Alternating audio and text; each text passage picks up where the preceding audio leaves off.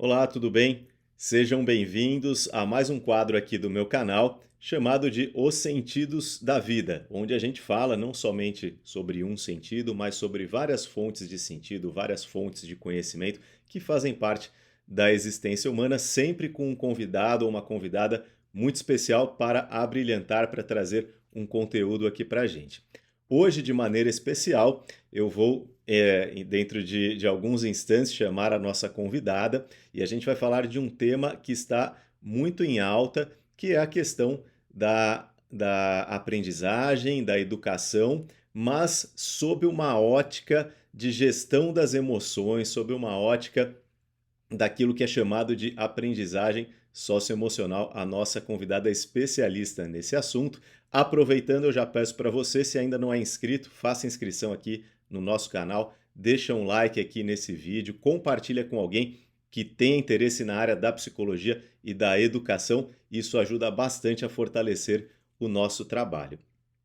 E nesse instante eu vou chamar aqui para estar com a gente a doutora Carolina Costa Cavalcante, que é doutora em educação e tem uma larga carreira e muito ativa, já vou falar um pouquinho mais sobre isso, para a gente conversar sobre esse assunto tão importante.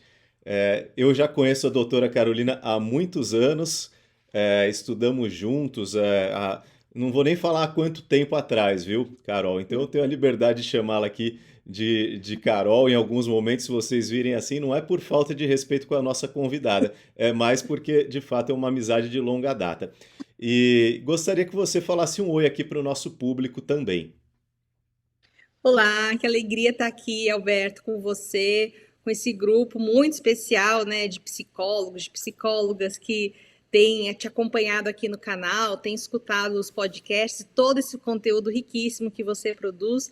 Para mim, realmente é uma grande alegria poder bater um papo com você hoje e trocar sobre temas tão importantes, né, que perpassam aí a prática não só dos psicólogos, mas também de educadores, de psicoeducadores e pessoas que atuam na interface dessas duas importantes áreas, a educação e a psicologia.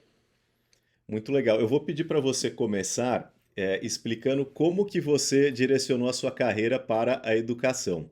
Quando eu te conheci, você estudava lá no Southwestern Adventist University, o curso de jornalismo, né? Você estava se formando como uma jornalista, se formou nessa área, mas depois foi trabalhar com educação. Primeiramente, fala um pouquinho disso para o pessoal que está acompanhando a gente aqui. Tá legal. Muito bem. Eu sempre gostei muito de escrever, sabe, Alberto? Então, por isso que eu decidi fazer jornalismo, porque eu queria escrever livros, queria ser autora, e eu achava que esse curso ia me ajudar com isso. Mas lá no meio do curso de jornalismo, eu comecei a refletir muito como a universidade, a escola eram chatas, como era difícil ali, em alguns momentos, a gente se sentir livre para criar, a gente se sentir participante dos processos de aprendizagem. E aí eu fiz uma disciplina eletiva na faculdade de História da Arte e tive acesso aos dados de uma pesquisa que mostrava, eles pegavam aí um grupo de 400 crianças, quem fez essa pesquisa foi o Paul Torrens, ele é um grande pesquisador do tema da criatividade, e aí o professor contou pra gente que, inclusive, era um professor judeu austríaco que fugiu da Áustria na época da Segunda Guerra e estava lá dando essa aula de história da arte. Então ele tinha uma vida super rica. E aí ele contou que nessa pesquisa de 30 anos o Paul Torres separou crianças altamente criativas das crianças que tinham QI acima da média. E aquelas que eram altamente criativas tiveram 3 vezes mais realização na vida.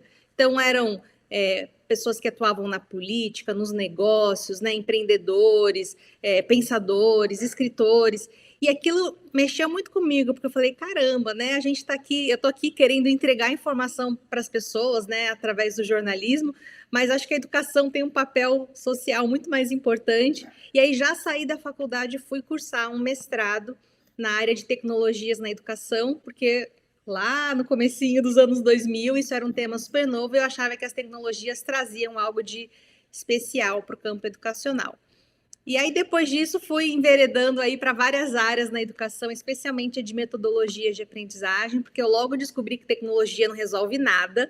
A gente tem que saber usar, a gente tem que de fato dar um protagonismo para quem aprende. E aí nessa jornada de trabalhar muito com professores, né, ensinando a dar aulas mais criativas, mais engajadoras, de encontrar caminhos para inovar na sua prática, eu me deparei com essa temática do socioemocional, porque eu via muitos estudantes desinteressados e muitos professores exaustos, sem até aquela energia ou de encontrar sentido para o que eles estavam fazendo. E aí, nesse campo da aprendizagem socioemocional, eu achei caminhos, achei um framework para a gente desenvolver competências que são fundamentais, não só para ensinar, mas para aprender, para trocar, para produzir e para viver de uma forma melhor. Na verdade, você está falando aí da sua trajetória e ela se alicerça em dois pilares dentro da educação que talvez a gente possa dizer que são aqueles mais relevantes nos dias de hoje, né? Onde existem mais novidades, vamos dizer assim, que é essa área dos métodos mais atuais, aliados à tecnologia, né? Que fazem uso da tecnologia e da criatividade, junto com a questão, né, do desenvolvimento e da compreensão da importância das emoções e de outras coisas relacionadas no processo de ensino-aprendizagem. Dois temas que, se a gente for voltar aí, talvez nem precise ir tão longe, 15 anos atrás, às vezes até menos, não se falava tanto sobre isso. Não é que não se sabia, sabia-se, né, que dessas coisas, mas não se falava tanto, não tinha uma ênfase tão grande. O que você acha que aconteceu nesses últimos anos para as escolas de maneira geral, para os educadores voltarem a atenção para esses aspectos, né? E só complementando, parece que até pouco tempo atrás o conteúdo era tudo. Se você tinha um Uhum. bom conteúdo, um conteúdo forte, um currículo pesado, aquilo bastava. Até os pais estavam satisfeitos com isso, né? E hoje em dia já não se vê mais as coisas dessa maneira. Explica um pouco essa transição e esse processo que está acontecendo. Alberto, o mundo mudou muito, né, com a chegada da tecnologia, com a internet na palma da mão. Então, há um tempo atrás, realmente eu me lembro que na faculdade, se eu precisava ter acesso a algum conteúdo, eu ia para a biblioteca, pegava uma enciclopédia, buscava os livros. Então, esse era o caminho. Nas aulas, eu anotava tudo que o professor dizia, ali era a fonte primária de conteúdo. Hoje em dia, eu consigo saber sobre qualquer assunto. Se eu só usar o YouTube para pesquisar sobre qualquer assunto, já vai vir um mar de informações, não que sejam todas verdadeiras, mas esse papel só de transmitir informação, ele perdeu muito sentido, né, na medida que todos nós temos acesso a informações. Agora, informação não é conhecimento. E o que a gente tinha muito acesso na escola era informações, e para transformar isso em conhecimento, a gente usava métodos de decorar. Quem já fez uma prova, né, pouco tempo depois já esqueceu tudo que decorou para aquela prova, né? E uma discussão ainda mais profunda começou a acontecer nos meios das escolas, das universidades, é que a gente precisa preparar as pessoas para o mundo, que é um mundo complexo, um mundo incerto. Então, esse discurso só de consumir conteúdo, ele acabou perdendo um pouco da relevância, porque hoje a gente fala muito que o papel da educação é desenvolver o ser humano de forma integral. E isso envolve desenvolver competências como empatia, como colaboração, como resiliência, como manejo ao estresse, como liderança por influência e tantas outras, né? Se você for procurar na ONU, tem uma lista, na legislação brasileira tem outra, enfim, tudo quanto é lugar, o CDE tem uma outra lista. Que competências são essas, né, dos estudantes, das crianças, dos jovens e também dos profissionais do futuro? O World Economic Forum publicou esse ano uma lista das competências do profissional do futuro, e mais da metade das 10 primeiras são socioemocionais, são vinculados a essas questões que envolvem as emoções, os sentimentos, nosso mundo interior, né, e questões sociais, como eu vou lidar com, como eu me comunico, né, como eu inspiro, como eu cocrio com outra pessoa, sou capaz de fazer isso, né, eu colaboro e por aí vai. Então, na minha trajetória, eu migrei, né, dessas duas áreas e tive a oportunidade de fazer o doutorado lá na USP em educação com concentração em psicologia. Então, eu cursei algumas disciplinas nessa área e tive acesso a grupos de pesquisa, de estudo, ainda na época do doutorado, que eu já concluí há um bom tempo. Eu fui percebendo que dar formação para os educadores, né? Ajudá-los a pensar em aulas mais criativas, usando métodos onde eles traziam os estudantes para debater, para construir, para trabalhar em projetos, para criar mapas mentais, para deixar a aprendizagem mais visível. Tudo isso é incrível. Mas não adianta você fazer isso se o seu estudante ele está altamente ansioso, ou se ele não tem controle das suas emoções. Acho que a gente não controla a emoção, mas se ele não consegue ressignificar isso tudo e saber se comunicar de um jeito adequado com os outros, está sempre raivoso, gritando, né? Enfim. Então, tem muitas formas da gente olhar para tudo isso e pensar, ok, a gente tem um currículo aqui, a ciência trouxe coisas muito relevantes para a gente, conhecimentos que a gente tem que passar para as próximas gerações, mas enquanto a gente faz isso, como a gente consegue ajudar as pessoas a estarem preparadas para viver num mundo tão complexo como o nosso? E aí a gente encontra a interface dessas áreas, né, que é trabalhar os conteúdos usando metodologias que ajudem e que permitam que as pessoas também aprendam e desenvolvam essas habilidades, essas competências tão relevantes. É muito legal isso que você está colocando, porque realmente a gente vê é, por exemplo, as pessoas chegam nas empresas, nas entrevistas. Muitas vezes o conhecimento técnico não é assunto da entrevista. O É. conhecimento técnico, assim, parte-se do princípio que você estudou em tal lugar, assim, então tá bom, eu sei que você sabe.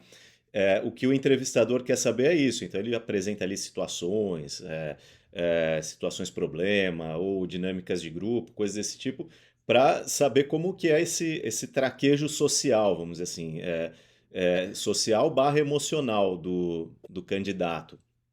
E o indivíduo pode ter a melhor formação do mundo, se ele não aprendeu essas coisas, ele fica para trás, né, nesse contexto. É o que eu mais escuto. Eu trabalho numa escola de negócios, né, na Fundação Dom Cabral, sou professora lá.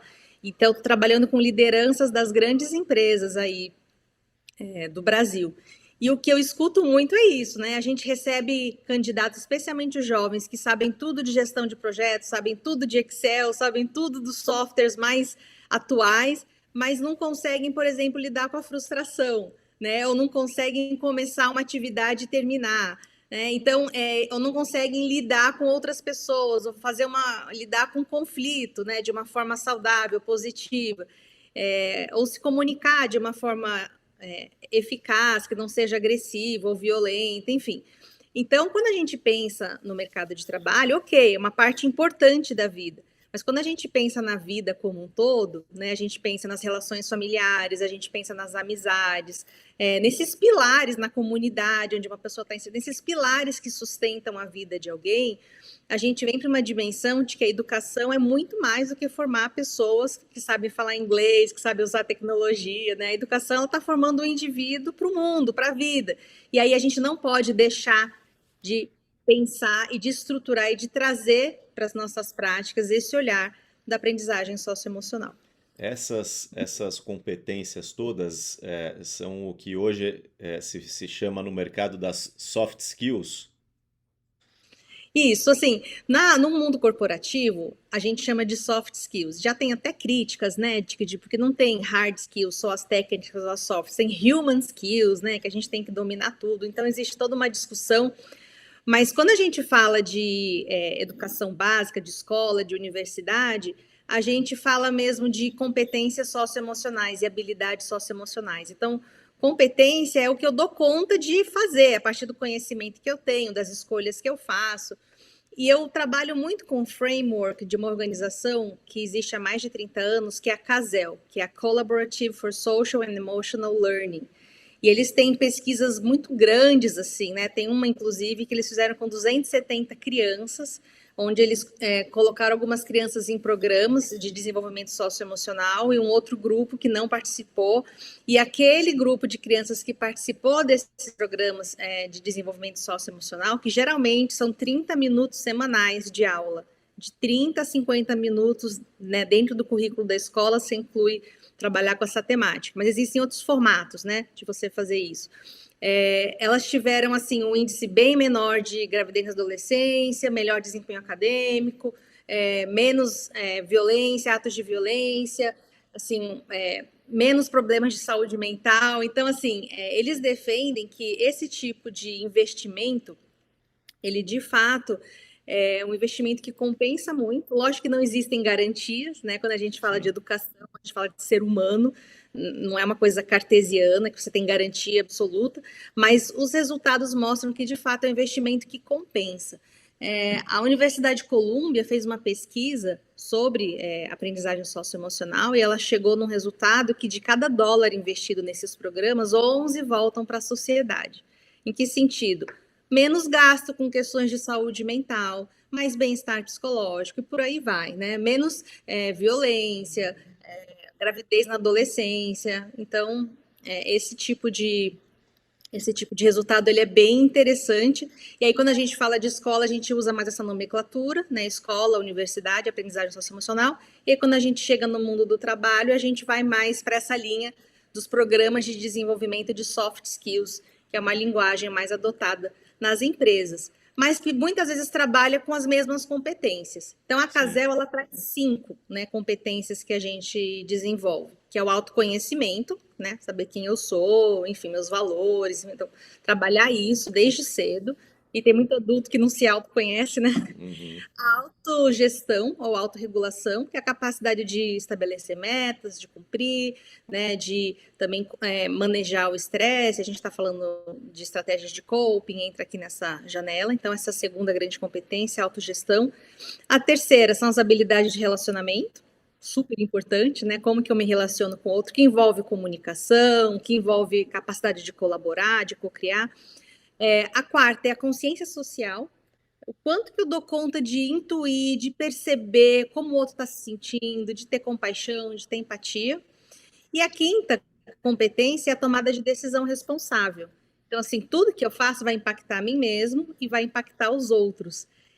Então, como que eu tomo essas decisões com uma consciência muito clara daquilo que eu estou fazendo e quanto isso é positivo para mim e para os outros.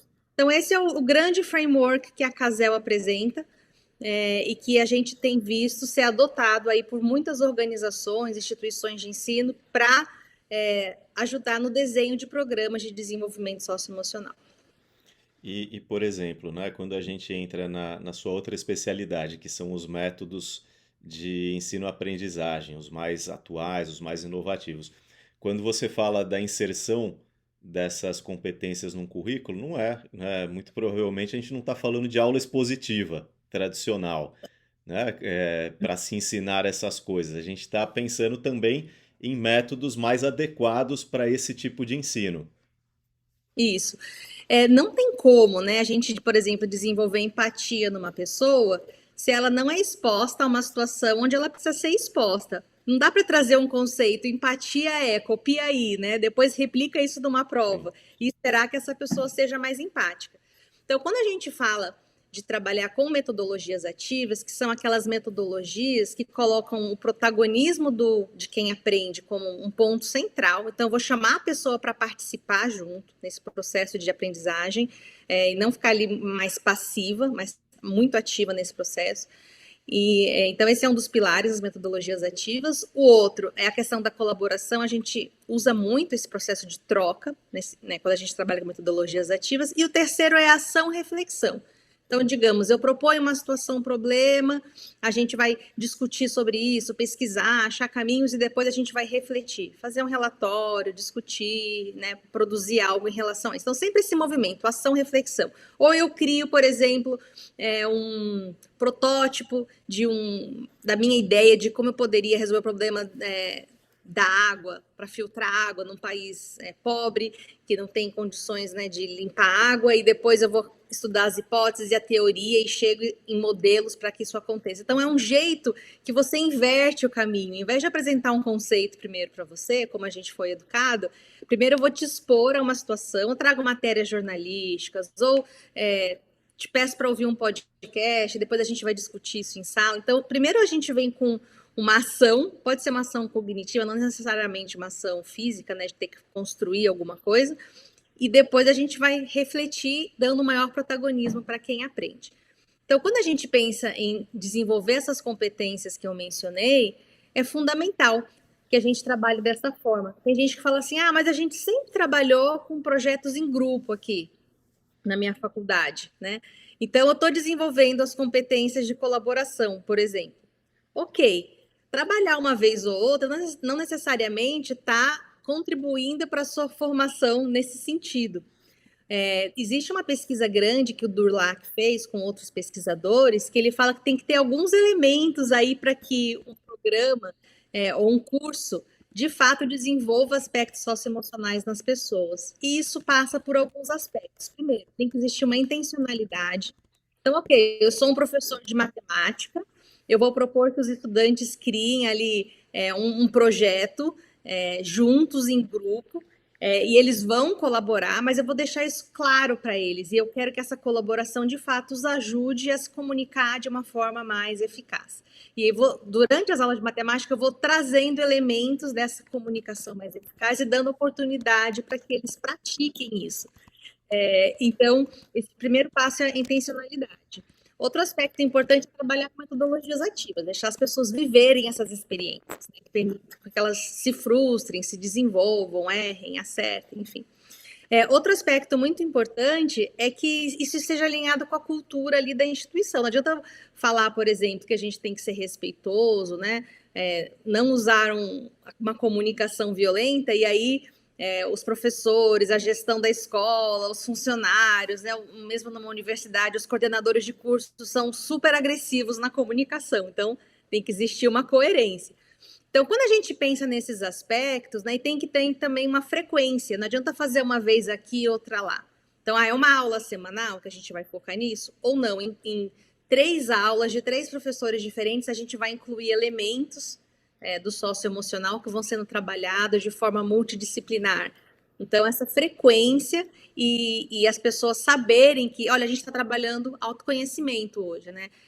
Escolher algumas, não trabalhar todas de uma vez também não adianta. Então, olha, a gente já está trabalhando autoconhecimento aqui na aula de História da Arte. Né? Hoje a gente está trabalhando autogestão aqui na aula de Filosofia Geral.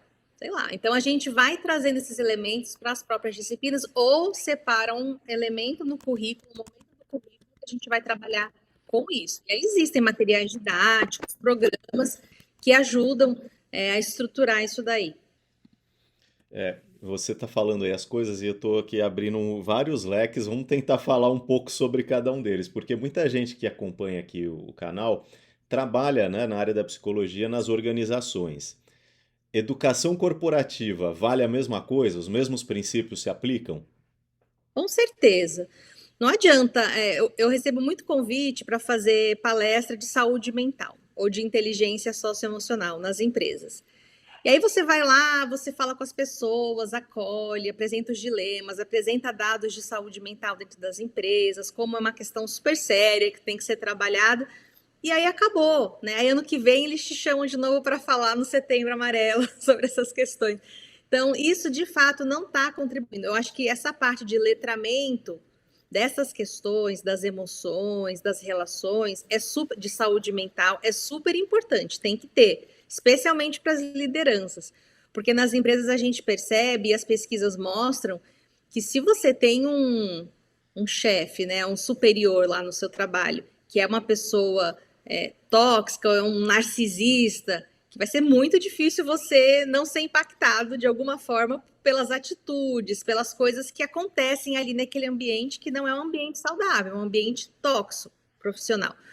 Então, a gente percebe que muitas organizações têm investido em programas de desenvolvimento socioemocional, né, de desenvolvimento da inteligência socioemocional das lideranças, em primeiro lugar, para que as lideranças possam entender a importância, né, de como você se comunica, do clima que você gera ali nesse ambiente de trabalho. Existem pesquisas longas sobre segurança psicológica, né?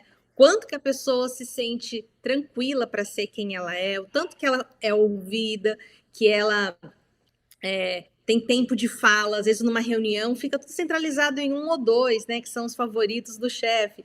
E isso é super ruim, né? Então, quando que a pessoa se sente ali contemplada no momento de discussão e por aí vai. Então, nos ambientes corporativos também precisa existir um planejamento e uma estratégia para que essas ações não fiquem perdidas ao vento. Lógico que uma palestra pode sim trazer um começo de um letramento nessas questões, né? Para quem nunca ouviu falar disso, né? É A gente melhor sabe do que que nada já, né? muitas das lideranças nas empresas são homens brancos, hétero, né? Tipo aquele perfil bem tradicional, classe A e B. E aí a gente está numa era de que a gente ouve muito nas empresas a questão da importância da gente olhar para a diversidade, para a inclusão, da gente valorizar diferentes visões, porque isso tem pesquisas que mostram que isso melhora os resultados, inclusive econômicos da empresa, você ter múltiplos olhares e vozes.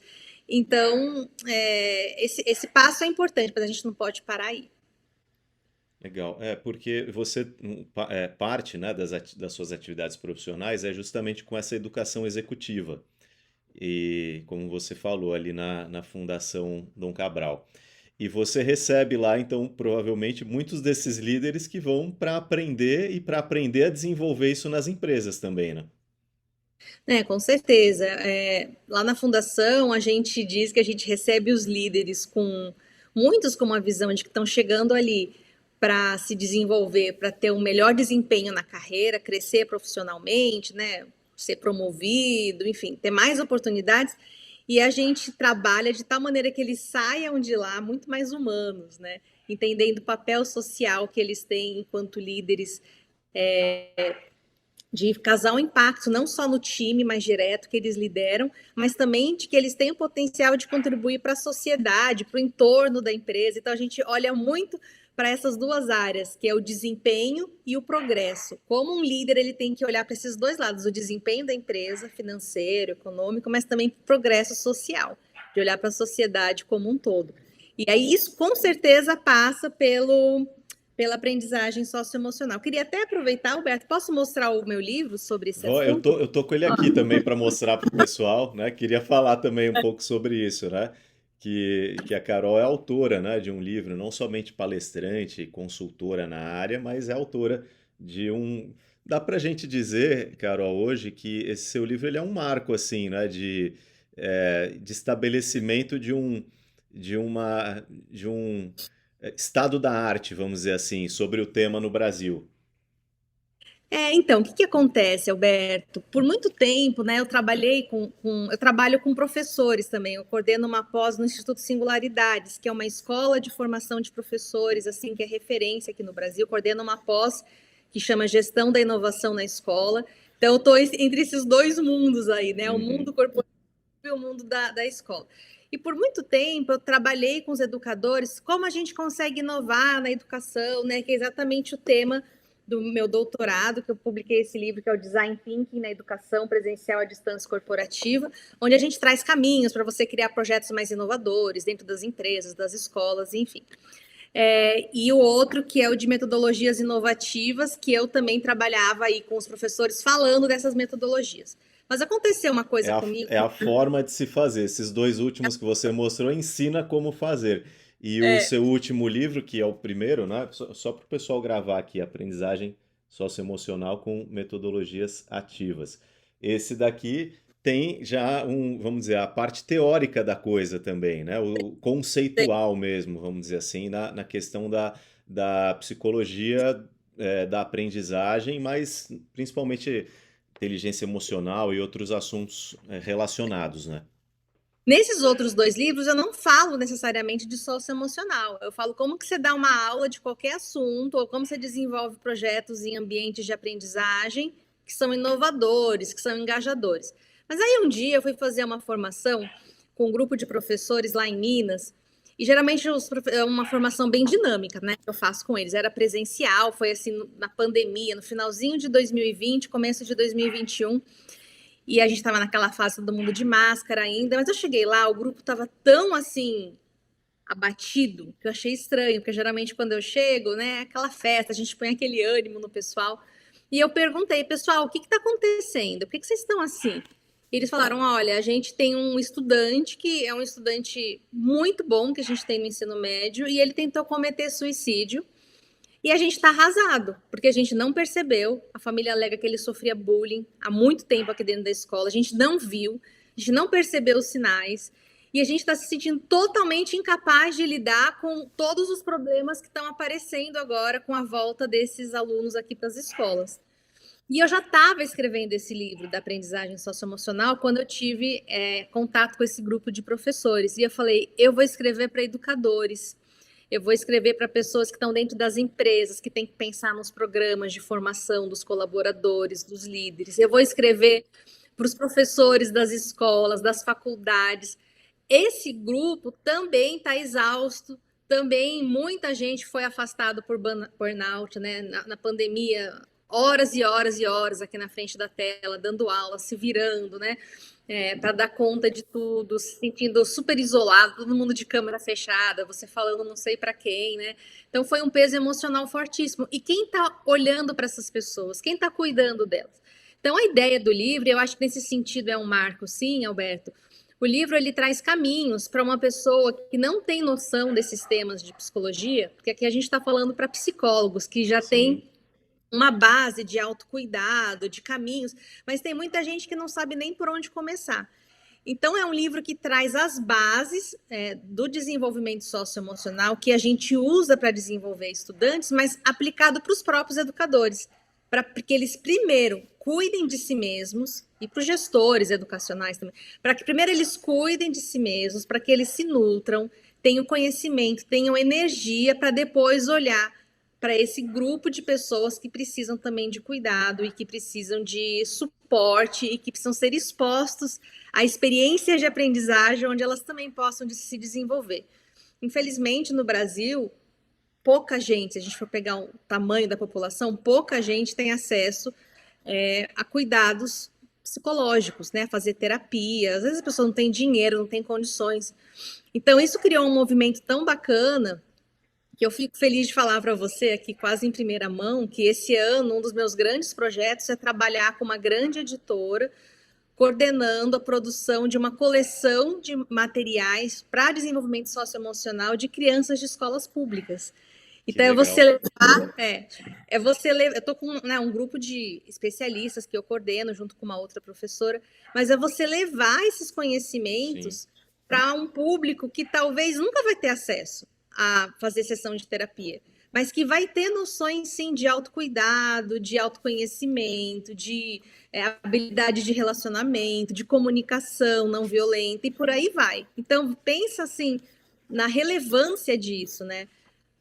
Nas empresas a gente ainda tem muita possibilidade, né? As empresas hoje pagam para que os funcionários façam terapia, várias delas oferecem benefícios, o pessoal tem plano de saúde, a gente ainda consegue cuidar um pouco disso. Mas a gente está falando de um público que às vezes já chega adoecido, né, no mercado de trabalho. E se a gente pudesse olhar para trás e ajudar a população como um todo nesse desenvolvimento? Então é disso que a gente está falando. Então, nesse sentido, eu acho que o livro ele é um começo de um trabalho que eu acho que é um trabalho que precisa de muitas mãos, muitas mentes pensantes, muitos projetos para que ele se desenvolva, porque de fato é uma grande necessidade. Você coloca aqui logo no início, é, vou até mostrar para o pessoal, acho que dá para ver bem, né? Esse mapa aqui conceitual, né?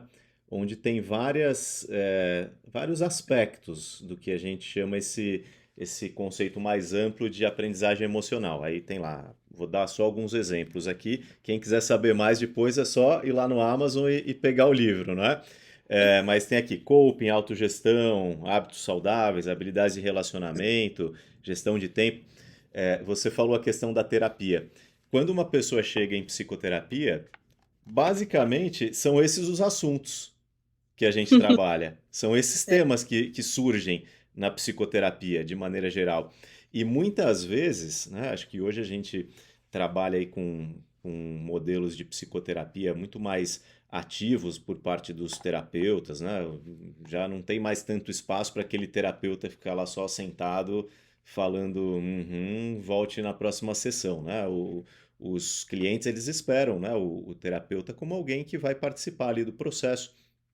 E a gente trabalha muitas vezes esses temas no que a gente chama dentro da psicologia de psicoeducação, né? Basicamente mas é num contexto bem particular, né? Tete a tete ali, trabalhando, conversando com a pessoa, trazendo situações, levando ela a refletir. A gente também pode usar outros recursos, filmes, livros, etc. Mas com esse objetivo, no final das contas, né, da pessoa ter essa educação que às vezes ela não teve ou não teve o suficiente ou que foi bloqueado, sei lá, por traumas ou outros fatores e trazer isso para o indivíduo. Mas é um trabalho assim muito pequeno, porque o alcance dele, quantas pessoas fazem terapia? Né, no É. final das contas. É pouquíssimas, né, a parcela da população. E é muito legal você falar sobre isso, né? Isso ser trazido num contexto mais amplo, como política pública, inclusive, né? Então, parabéns aí, não sei se é federal, se é estadual, mas seja lá quem for, né, o governo que está incentivando isso, parabéns. E tenho certeza que vai contribuir muito esse tipo de trabalho. Alberto, eu acho que uma das coisas que eu falo no livro, logo no começo, é assim: se você sofre abuso, se você tem questões mais sérias, traumas, procure, por favor, um profissional da área da saúde, né? Procure um psiquiatra, procure um psicólogo, porque o livro, de forma alguma, ele vai substituir o trabalho dos profissionais da área da saúde. Mas eu acredito que para quem acho que tem tanto estigma, né? Tem tanto preconceito, tem tanta gente que fala, terapia é coisa de louco, né? É, que assim é mostrar que não é, né? Que isso é vida, isso é investir na sua saúde, isso é investir em você.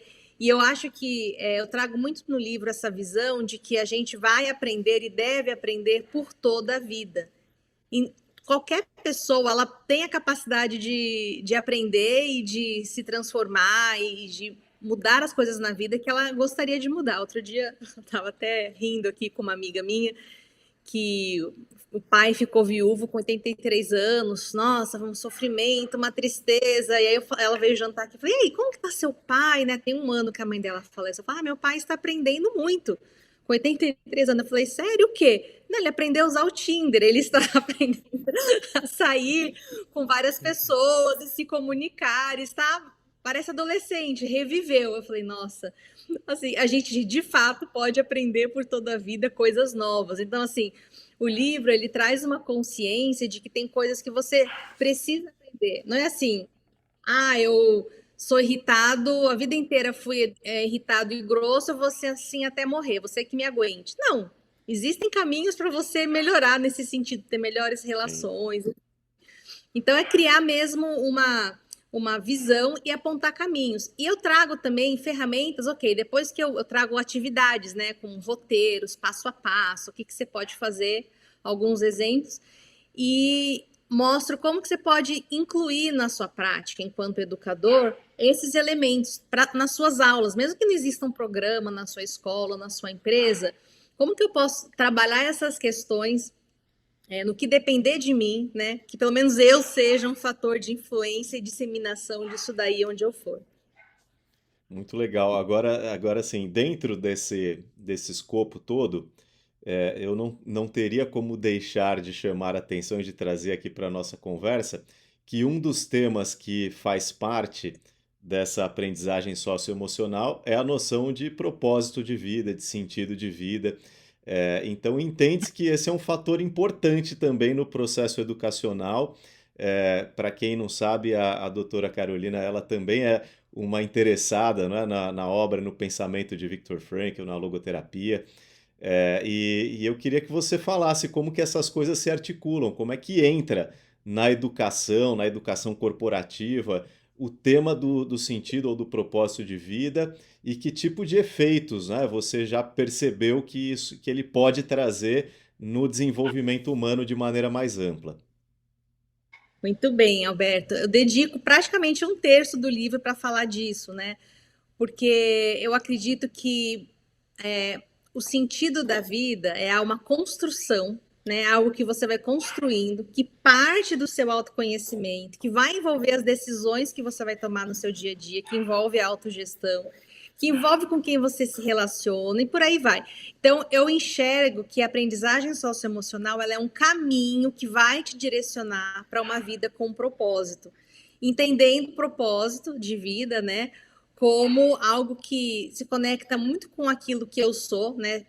Trazendo uma visão aí do William Damon, que é um pesquisador lá de Stanford. Então, propósito de vida é algo que se conecta com aquilo que eu sou, com os meus valores, né? Mas que vai para além do eu. É algo que é minha forma de contribuir para o mundo, o que eu estou devolvendo para o mundo, né? E que é muito especial para mim, é algo que eu faço muito bem. Então, eu acredito que o sentido, o propósito, eles vêm como um grande direcionador, né, de uma vida mais significativa. E muitas pessoas sofrem, ficam angustiadas porque não sabem se como ter esse propósito, porque eu acho que nas empresas, né, Alberto, eles acabaram desvirtuando o conceito de Sim, propósito, muito, totalmente. muito vinculado assim à ideia de que, tipo, como que eu posso fazer esses caras continuarem trabalhando para mim loucamente, sem pôr nenhum limite, porque eles se conectam com o propósito da empresa, né? E aqui a Sempre gente está coisas falando. grandiosas e tal. Eu brinco que é a visão romântica do sentido da É, vida, né? Como sempre algo ali que é uma grande realização. Tudo que a gente vê, né, no pensamento do Viktor Frankl é que não, o sentido da vida pode estar nas pequenas coisas também, naquelas coisas triviais, nas experiências do dia a dia, nas relações humanas e por aí vai. essas coisas que nos nutrem, que nos alimentam, e às vezes essa direção que a gente escolhe dar para a vida por conta desse sentido que a gente encontra nessas variadas fontes, né? Então, esse assunto realmente é um assunto que eu tenho me aprofundado nele. Estou fazendo uma pesquisa no momento sobre propósito de vida com uma outra colega. E a gente vem coisa nova por aí, coisa boa por aí, acho que no ano que vem.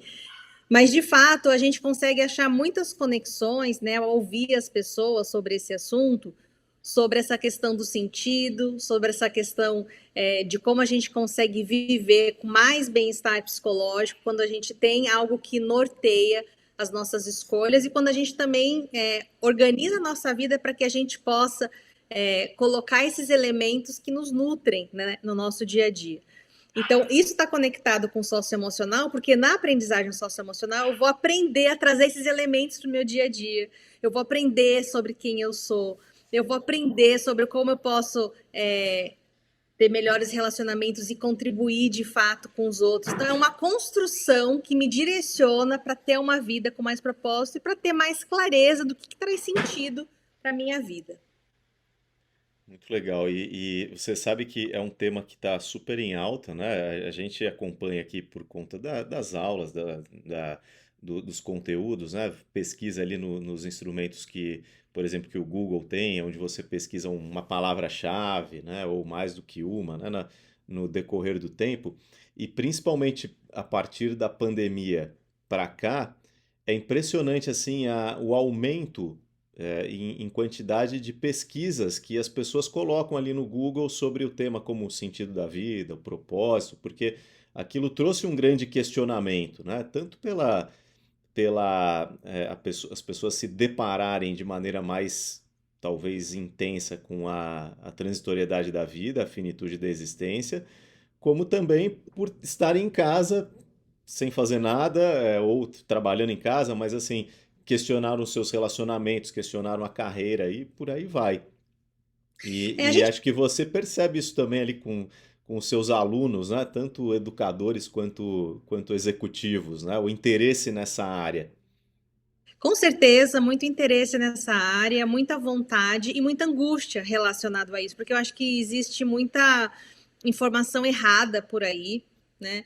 E especialmente os líderes que têm como responsabilidade motivar outras pessoas para alcançarem objetivos, ou sejam eles corporativos, né? Eu também atua em projetos, em ONGs, em projetos sociais. Eles às vezes ficam com muita angústia, porque falam, cara, se eu não sei nem qual que é o meu próprio propósito de vida, qual que é o sentido da minha vida, como que eu vou inspirar e ajudar outras pessoas a fazer isso? Então, eu acho que assim, todos nós que temos acesso a conhecimento, a informação nos nossos âmbitos pessoal, profissional, eu acho que esse é um assunto que a gente sempre pode trazer para a pauta, sabe? Às vezes a gente gasta tanto tempo falando de besteira, de coisa que não vai agregar em nada. Quando você começa uma conversa gostosa, mais robusta, falando sobre isso, fazendo as pessoas se perguntarem sobre os motivos que as levam a tomar as escolhas, tomar as decisões que elas têm tomado na vida, isso acaba se tornando um tema muito gostoso. E às vezes, assim, de uma aula que eu dou sobre esse assunto, eu recebo uma mensagem: nossa, eu estava muito sem esperança. Outro dia eu dei uma formação para 120 coordenadores pedagógicos de um município aqui de São Paulo. E no final, um deles falou para mim assim: nossa, eu tô há 32 anos aqui, né, nessa rede. Sempre as formações são voltadas para o que a gente tem que fazer para os alunos gostarem de vir para a escola, para os alunos terem melhor desempenho acadêmico. Nunca ninguém olhou para a gente, né, enquanto seres humanos, enquanto pessoas. E aí você vem e trabalha com essas questões com a gente. E hoje eu saio daqui com mais esperança. Eu estava querendo me aposentar antes da hora, estou muito cansado, desanimado, mas hoje eu saio daqui com mais esperança. Então você imagina, uma pessoa dessa, ela tem um cargo de liderança que ele está coordenando um grupo grande de professores que por sua vez vão impactar um grupo grande de alunos. Então eu acredito muito nesse efeito de primeiro eu me nutro, primeiro eu dou conta das minhas questões e depois eu vou expandir esse conhecimento para que ele irradie e ele alcance outras pessoas. Eu acho que todos nós temos essa capacidade. Às vezes eu vou fazer isso no meu grupo de amigos, né? Às vezes eu vou fazer isso na minha família, às vezes eu vou fazer isso no meu ambiente profissional, na minha empresa, na minha corporação. Mas eu acho que essa possibilidade da gente trabalhar, falar dessas questões e mostrar que existe esperança, assim. Eu acho que o Viktor Frankl, ele viveu para mostrar para a gente que sempre tem esperança, né? Mesmo quando situações são muito adversas. E eu acho que a gente também pode usar a nossa voz para levar essa palavra de esperança, mas não falar de uma forma no achismo, né? Acho que a gente tem hoje conhecimento suficiente, embasamento suficiente para que a gente possa ajudar as pessoas nesse processo de reflexão de uma forma um pouco mais estruturada. E aí por isso que eu falo, a gente tem que aprender a vida toda, sempre vai ter algo que a gente pode aprender e avançar nesse sentido. Muito legal, né? E com certeza para psicólogos, né, e educadores que querem se aprofundar um pouco mais nesse aspecto, né, acho que o conteúdo que você tem produzido contribui bastante. E eu quero aproveitar os nossos últimos minutos aqui para trazer uma última questão que eu não queria deixar ela de fora e que vai mudar um pouquinho o assunto, que está super interessante, mas é que eu não posso desperdiçar a oportunidade de ter um especialista aqui para falar aqui com o nosso público sobre isso. Que é a questão é a seguinte: as telas, os games, os vídeos, eles são aliados ou eles são vilões nesse processo educacional? Porque a gente ouve de tudo que é coisa, né? Desde aquelas posições mais refratárias, assim, né? De que proíba os seus filhos de se exporem a telas. Até outras que dizem, não, tem que estar na tela o tempo todo, enfim. O que a gente sabe sobre isso hoje? Que tipo de experiência você tem tido como educadora e que você pode compartilhar aqui com o pessoal que está assistindo? Nossa, Alberto, dá para responder essa pergunta como especialista e como mãe de um Sim, menino de sim. 16 e 13. Então, assim, eu vou começar com a resposta de mãe, porque eu acho que ela é mais pé no chão. É super difícil você ajudar no manejo do tempo de uso das tecnologias. Por quê? Porque elas foram pensadas, especialmente os jogos, o YouTube, foram pensados para prender as pessoas. E elas de fato prendem, né? Tem os hormônios que são liberados, né? Que trazem muito prazer quando você vence uma etapa de um jogo. Então, assim, até a pandemia, a gente foi super restrito aqui em casa no uso de tela, né? Quando vem a pandemia, poxa, a aula é das 8 às 3 da tarde, no Zoom. E aí, o que está acontecendo ali? Eu estou trabalhando na sala do lado, dando videoaula, gravando aula, dando formação e reunião. Se o menino está no YouTube, se ele está jogando Minecraft, se ele está assistindo a aula, só Deus sabe, né? Então, foi um momento muito desafiador. E eu acredito que está todo mundo meio viciadinho, sim. Talvez não viciado, mas está todo mundo dependente, de certa forma, do prazer que é entrar no Instagram e ficar rolando, né? Quando às vezes meu marido fala, peraí, eu tô fumando um cigarrinho aqui, né? Entre aspas, porque ele tá ali deitado Sim. na cama, vendo alguma coisa e tal. Então, se a gente que é adulto e tem consciência, né? de como às vezes a gente desperdiça o nosso tempo com isso. A gente podia estar lendo um livro, podia estar jogando um jogo de tabuleiro com a família, podia estar fazendo milhares, caminhando com o Conversando às cachorro, vezes, né? conversando, né? A gente podia estar fazendo várias outras coisas. Não, a gente está ali, porque é o jeito que a gente achou para relaxar, foi o que sobrou para a gente, né?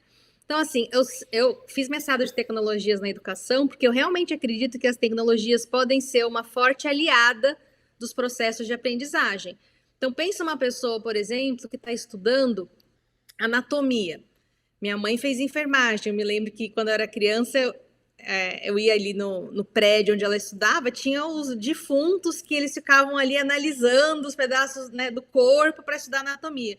Hoje em dia, você tem o óculos 3D, que você vai navegar por dentro do corpo, vai, né, fazer o fluxo do sangue, o neurônio, tipo, é riquíssimo. É super didático, é incrível, né, as coisas que a gente pode fazer. Só que assim, é bacana, mas a tecnologia ela tem que ser usada a partir de uma intencionalidade, né? Não adianta falar, agora todas as crianças têm tablet, tipo o que aconteceu em muitas escolas. Dispensa o livro didático impresso, fica só no Uhum. tablet o livro digital. E agora países como Finlândia, Dinamarca falam, abole isso, não tem esse negócio de só tablet. As crianças precisam escrever, elas têm que desenvolver questões motoras nessa faixa etária, traz o livro de volta. Então, eu acho que a gente está num processo de aprendizagem dos malefícios e benefícios das tecnologias. Eu imagino que na década de 40, quando começou a surgir o cigarro, e era super glamuroso em Hollywood, todo mundo fumar, ninguém tinha muita noção do malefício daquilo. Tinha o seu charme, tinha o seu glamour, mas aí com o tempo vieram pesquisas que foram mostrando que aquilo estava matando as pessoas, né? E aí medidas foram tomadas para que houvesse um controle disso. E eu acho que as tecnologias e o jeito que a gente usa as tecnologias e consome, e produz, né, e tudo que isso gera, eu acho que a gente não tem muita noção do que isso traz de impacto para nossa mente. Então eu digo que eu fico bem dividida. Eu digo que o ideal é usar com equilíbrio, mas aí eu também não gosto muito da palavra equilíbrio, porque o que que é equilíbrio para mim, e o que que é para Sim, você, né? sim. E aí, como é difícil a gente. Mas eu acho que o que a gente pode fazer é ir gerando uma consciência. É que nem comer açúcar. A gente sabe que não dá para se alimentar só de açúcar. Às vezes a gente vai usar açúcar, é gostoso, traz uma alegria para a vida, mas se eu ensinar, deixar uma criança comer todo açúcar que ela quiser, ela vai ficar doente logo, né? Pode ter várias consequências na saúde dela. Então, o processo de conscientizar e oferecendo outras opções, como a gente faz com os legumes, com as verduras, com as frutas, eu acho que é um caminho viável. Não é fácil, né? O açúcar ela tem um apelo super forte que uma maçã não tem, do ponto de vista de paladar, para muitas crianças que estão acostumadas com isso. Então, acho que a gente está nesse processo de entender o que é esse limite do uso da tecnologia e quanto que os benefícios que ela traz para a gente, de fato, são benefícios ou em que momento esses benefícios deixam de existir e a gente está usufruindo muito mais do malefício do que do benefício disso. Mas não é um caminho simples e eu também sou contra respostas simplificadas. Eu acho que existem situações caso a caso aí. E é um tema que acho que para quem é estudante está acompanhando a gente, um dos temas mais relevantes para se pesquisar hoje em dia, tanto na educação quanto na psicologia. Mas de fato, como você colocou, né, eu sou contrário também a se demonizar todas as tecnologias, como às vezes a gente ouve um discurso, até um pouco assim meio antiquado, mas se a Uhum. gente não tiver um limite mesmo, não estou nem dizendo os filhos só, né? Nós mesmos, né? A gente acaba convivendo mais com elas do que com qualquer outra instância aí da nossa vida. Mas E aí vale essa reflexão, né, que você colocou. um comentário assim, eu me lembro que chegou um momento na pandemia que eu estava tão cansada da tela que eu falei assim, cara, eu preciso da natureza, eu preciso das pessoas. E aí você vai tomando consciência de como essa outra parte da vida precisa ter gente aqui comigo, pra gente, tipo, rir junto, comer junto, né? Então você vai percebendo e vai valorizando essas coisas. Eu acho que as gerações que já cresceram muito nessa fase digital e que os pais não tiveram um olhar para proporcionar essas outras experiências, porque a gente já viveu a vida antes da tecnologia, a gente sabe o que tem de bom, né, nessa época. Então, acho que o nosso papel é também mostrar esse outro lado, né? E eu acho que sempre a volta para a natureza, a volta para o simples, a volta para o manual, para o analógico, para o livro. Eu acho que esse é um esforço que a gente tem que fazer. Ah, é fácil, todo mundo consegue, todo mundo quer. Não, não é. É super difícil em alguns casos. Mas eu acho que é um caminho que a gente tem que navegar por ele e achar as formas que fazem sentido para a nossa realidade, para a realidade das pessoas que estão conosco. Mas assim, o nosso mundo é digital, né? Já era, essa página já foi virada. Sim, sim. Vai achar os caminhos para lidar com isso. Muito legal. Pessoal, vocês estão ouvindo aqui essa conversa com a doutora Carolina Costa, que é uma especialista, uma doutora em educação e estudiosa de tantos temas relevantes nos dias de hoje, como, por exemplo, os métodos mais inovadores de ensino-aprendizagem, a questão da importância da gestão emocional também no ensino-aprendizagem.